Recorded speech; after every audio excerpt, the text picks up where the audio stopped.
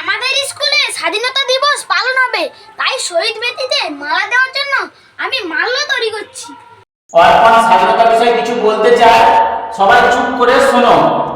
জয় হিন্দ, জয় হিন্দ।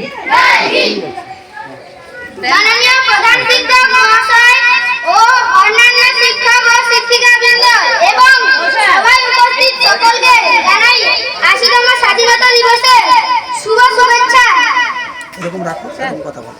আজ 15ই আগস্ট, আজ আমাদের আনন্দের দিন, আজ আমাদের গর্বের দিন। কিন্তু জানো, এই স্বাধীনতা আমরা সহজভাবে পাইনি। এই স্বাধীনতার পর কোনো ফুলের পাপড়ি দিয়ে সাজানো ছিল না, তা তৈরি হয়েছিল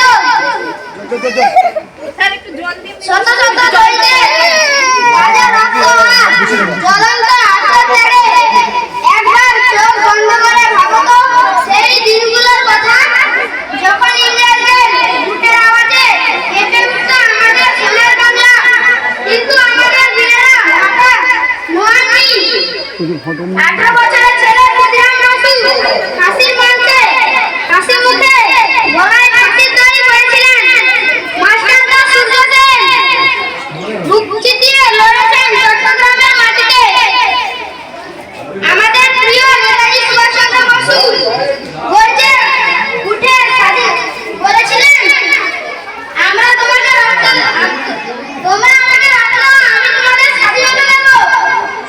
আজ আমি এই মঞ্চে দাঁড়িয়ে প্রশ্ন করতে চাই, কোথা থেকে পেতেন তারা এত সাহস? কোথা থেকে আসতো এত তেজ? উত্তর একটাই, দেশের প্রতি ভালোবাসা। ভারতকে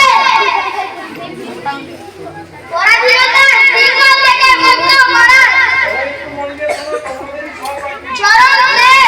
কিন্তু আজ এত বছর পর নিজেকে একটা প্রশ্ন করো তো, আমরা কি সত্যি স্বাধীনতাকে ধরে রাখতে পারছি?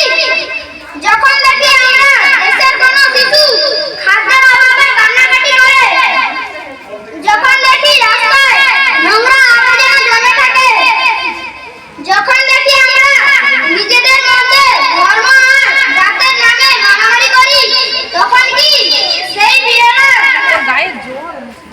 শহীদদের ওপর থেকে দেখে চোখের জল ফেলে না? না, আমরা বীরদের এই রক্ত ঝরানো স্বাধীনতাকে এভাবে ব্যর্থ হতে দেব না। আমি ক্লাস 5-এ পড়ি। আমরা ছোট হতে পারি, কিন্তু আমাদের স্বাধীনতা ধমনীতেও বইছে সেই বীরদেরই লাল রক্ত। আর শপথ নিচ্ছি, আমরা শুধু ইতিহাসে দেশের নাম মুখস্থ করব না, কাজে দেশকে সেরা করে তুলব। আমরা দুর্নীতি করব না, অশিক্ষার বিরুদ্ধে লড়ব আর পরিবেশকে পরিচ্ছন্ন রাখব। ভারতকে বিশ্বমঞ্চে সোনার পাখি বানিয়ে ছাড়ব।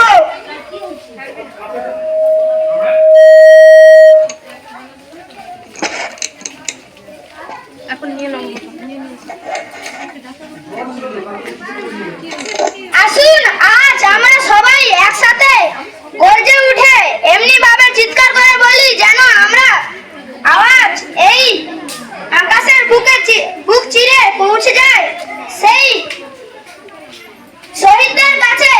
বলুন আমার সাথে, জয় হিন্দ, বলো। জয় হিন্দ, বন্দে মাতরম, ভারত মাতা কি জয়। নমস্কার।